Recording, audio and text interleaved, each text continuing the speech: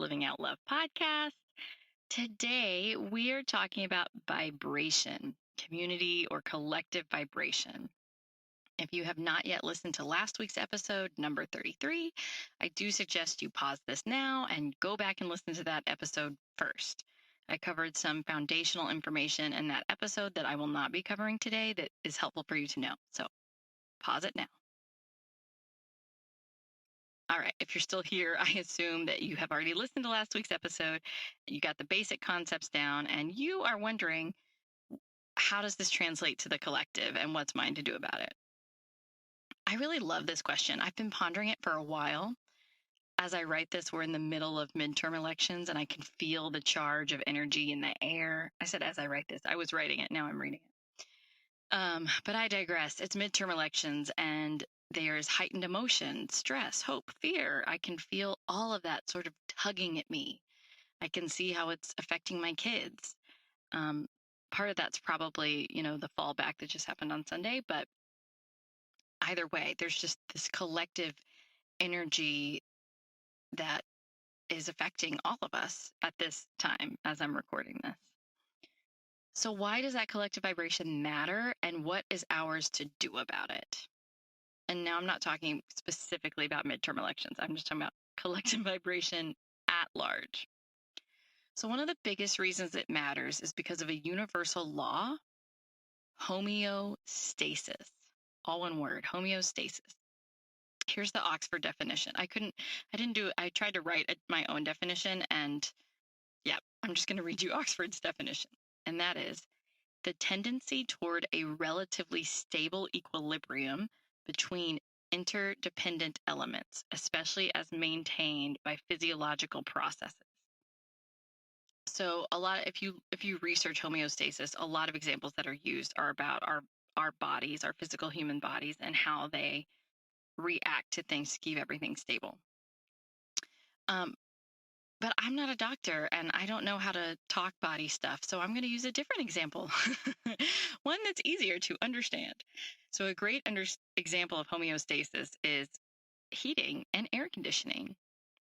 The reason why we don't leave our doors and windows open while we're running heat and air conditioning is because of the law of homeostasis and tending towards equilibrium. We don't want equilibrium. We want our house to feel the way our house feels, and we want the outside to not come into our house and mess up the way that it feels. So imagine you have a nice house with proportionately sized air conditioner, but outside it is really hot, probably even humid.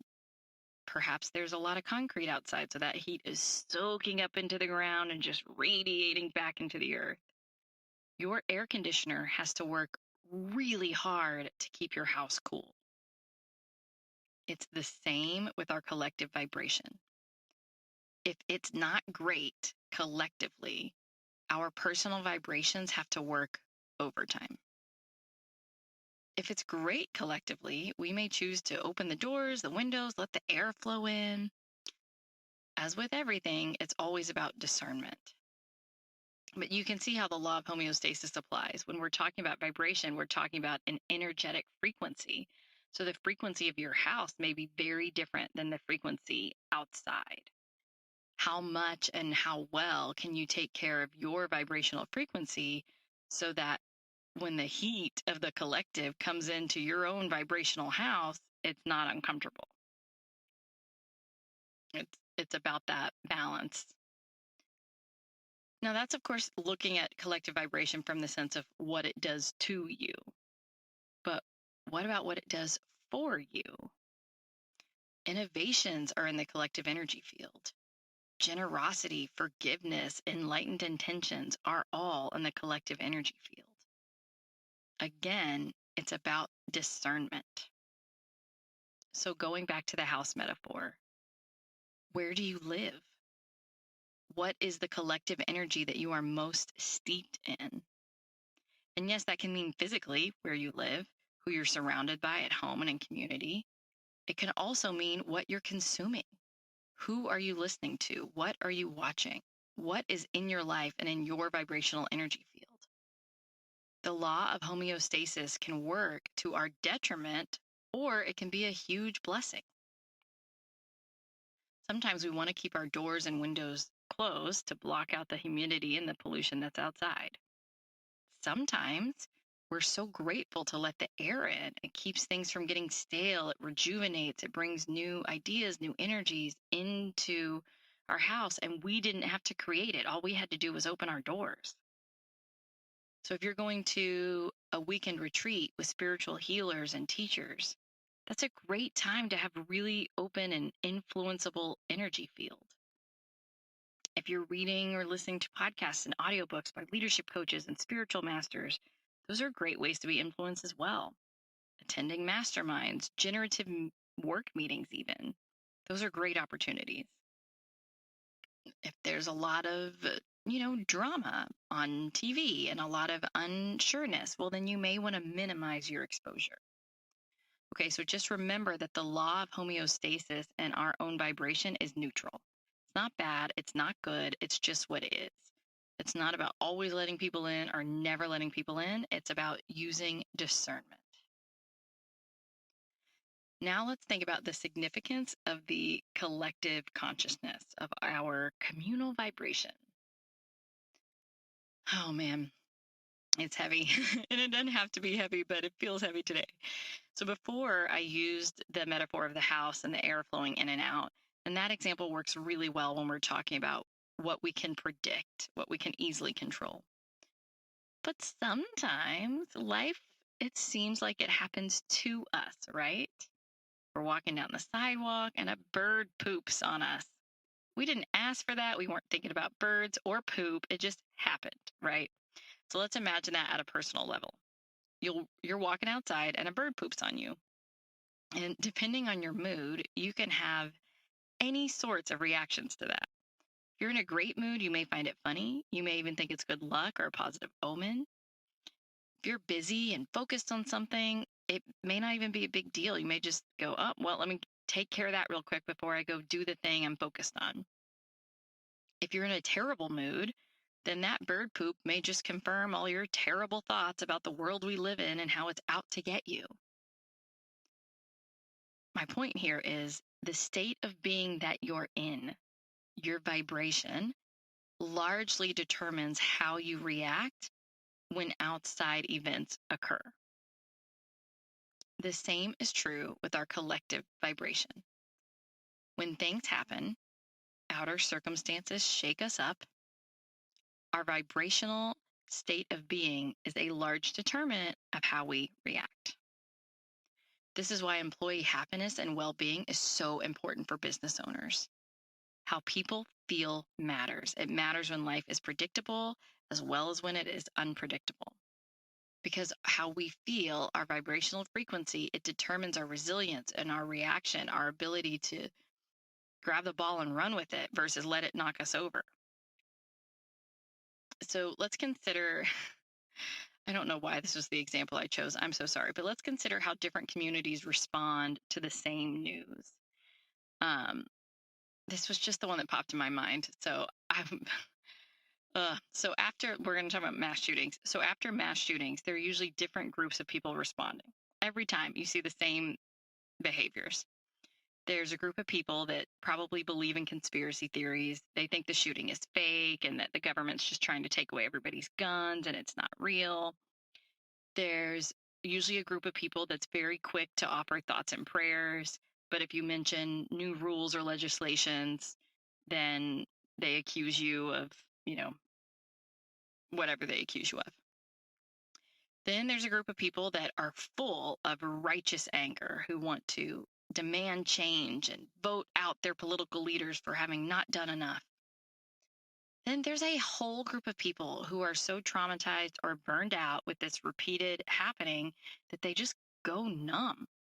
They say and do nothing except perhaps, look longingly, if not separately, at the people around them as if they too could be injured at any minute by a random act of violence. And it feels like this dystopian sort of existential crisis for those people. So these different ways of reacting show you how a person or group vibrates. And remember, our vibrational field is largely made up of our own thoughts and feelings and the thoughts and feelings of those around us. So the conspiracy theory group, they typically have a vibrational field that's in alignment with mistrust and isolation. They have thoughts and feelings that would lead or cause mistrust and isolation. So then when something like that happens, their reaction is rooted in mistrust and isolation. The leaders that offer thoughts and prayers but don't take any action, they might resonate with helplessness. More typically, I think they resonate with greed. We don't need to have a conversation about politics and lobbying, so hopefully you understand how greed would lead to inaction after a mass shooting. But that sort of response of, I'm going to say the right things but do nothing, that's usually those people resonate with greed. Now, the righteous anger people demanding change, they feel as though they are acting out of love. Typically, their vibrations actually more fear and anger. And anger isn't bad, by the way. So check out podcast episode number 24 to learn more about anger and its spiritual purpose. None of the emotions that I've listed are bad emotions, but it's about knowing what they do for you.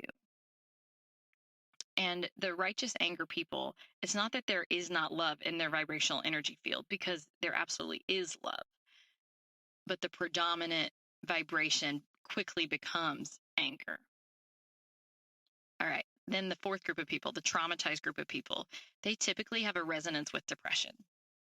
Maybe low-level depression, but it's in the energy field. These are people that typically don't know they're capable of creating change in the world, tend to be the people that get depressed or sort of distant from reality. They get shut down. So notice how your personal reaction to whether it's a mass shooting or any type of major event that hits the news, it usually reflects what your friends and loved ones are also experiencing. And when it doesn't, notice how it doesn't take long for people to come to agreement or homeostasis about how best to react. So if I'm reacting with outrage and righteous indignation, but I have a friend that's completely shut down and just sad, you will notice after a day or two, my anger and indignation will become quieter and my sadness will become louder. My friend's sadness will become quieter and her anger will become louder. We create this homeostasis that combines the two things. So collectively, our vibration definitely impacts us. It impacts us in terms of small groups, how we respond to as a small group, we have a vibration and that's how we all respond, right? In the mass shooting thing, we could say, oh, the Republican leaders and the Democrat leaders, like this is the way that they respond, right? But you could look at it in terms of churches. You could look at it in terms of nonprofits, in terms of people in your neighborhood. We all have these collective vibrations that determine how we react to things. All right, so let's talk about how to work with collective vibrational energy.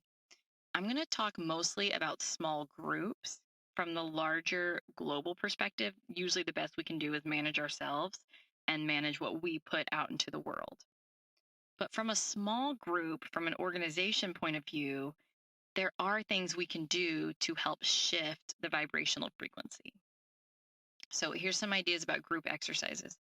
Singing as a group, doing icebreaker activities that would cause laughter or humor, trying new things together, celebrating wins, small wins, big wins, doesn't matter. Celebrating anything you can celebrate. If you're in a spiritual setting or a quote woo-woo setting, you can meditate together, pray together, do breath work together. For more corporate settings, you could do a visualization exercise, perhaps around the future of the organization or people's individual future growth. Have everyone take a couple of deep breaths without calling it breath work or doing anything fancy. Just have people take a couple deep breaths. And one of my last ideas for you today, it's also the one I'm least likely to do. Last week I said meditation is one of the best ones, but I never do it. This one, I rarely ever do. I haven't done it in years, but it is so effective. I learned this from Mary Morrissey. If it has a name, I don't know what it is, but it's essentially a belly laugh exercise. You stand up, and this is important, to get the most out of this exercise, you need to stand up and have room to move just a little, because you're going to kind of rock back and forth a little bit. You're going to set a 2-minute timer. And everybody in the group does this, and you all belly laugh. And by belly laugh, I mean that you bend over laughing. So you're going to put both of your hands on your stomach, like right on your navel, and bend over laughing. You're going to start with a real boisterous laugh, a ha, ha, ha, ha, ha, that sort of laugh. I'm going to scoot a little bit further from the microphone, and I'm actually going to put my hands on my belly and do the laugh so you can just hear it full out, because it's so uncomfortable. Ha, ha, ha, ha, ha, ha, ha, ha, ha, ha, ha, ha, ha. So you start off as a group fake laughing. And it's awkward as all get out, which is why I never do it. But you put your hands on your belly and you fake laugh. And as you're laughing, you're kind of going to bend over. You know how some people, when they laugh, they naturally bend over. They put their hands on their knees. You're going to bend over at the waist as you laugh. And again, it's awkward, but it doesn't take long before you are all actually laughing. One reason is because it's silly and ridiculous, and so it's fun to laugh at yourselves and at each other. But also because of homeostasis. When you get that much belly laughter energy in the room, the energy causes everybody else to move into laughter. Now, my experience with this activity has been that when people move into laughter, it's not necessarily the belly laughs, it might be the giggles. But either way, it shifts the vibration and people start laughing. It starts off awkward. It starts off really awkward, but it is incredibly effective as a group vibration shifter. All right, love. So those are my tips. Be mindful. Okay. Be conscious of what you're contributing to the group collective. If you're in a terrible mood, maybe you keep your mouth shut that day and just keep the door closed to your office. Okay. It's not about being antisocial. It's about trying not to be contagious with your lower vibrational energy. If you're in a great mood, see how you can spread the wealth genuinely. Lead by example. Be a part of creating a positive culture that fosters resilience, creativity, recognition. And just like the personal work that we talked about last week, every community and organization is different at what it tolerates well and what kind of vibrational support it needs. So be willing to experiment and see what works. There are some organizations that would learn about the belly laugh thing and decide to do that at every quarterly meeting. There are some that would decide they hate it and they're never going to try it again, and they probably don't last 20 seconds. So we all have different tolerances. Just try new things and see what works. All right. Take care of yourself first, loves. Then spread the wealth. Use discernment. And if you're wanting to work on this with more intention, join us for the 40-day journey. The last day to sign up is Friday, November 25th. If you are listening after that day, you can still get my free meditation that will get you grounded and vibrationally reset.